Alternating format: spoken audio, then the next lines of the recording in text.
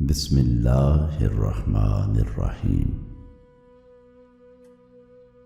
دنیا کی محبت اور طلب کے بارے میں مولا کائنات علی علیہ السلام نے فرمایا، دنیا میں دو قسم کے لوگ ہوتے ہیں، ایک طالب، دوسرے مطلوب۔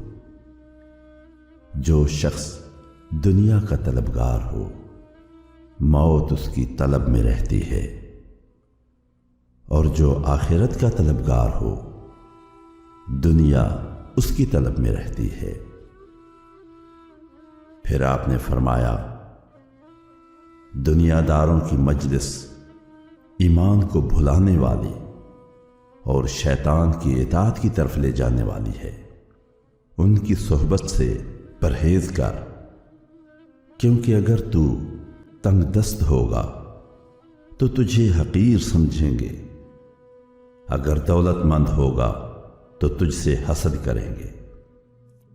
ایک اور مقام پر آپ نے فرمایا، دنیا کو خریدنا بیوقوف لوگوں کی تجارت ہے، عقل مندوں نے اس کو طلاق دی۔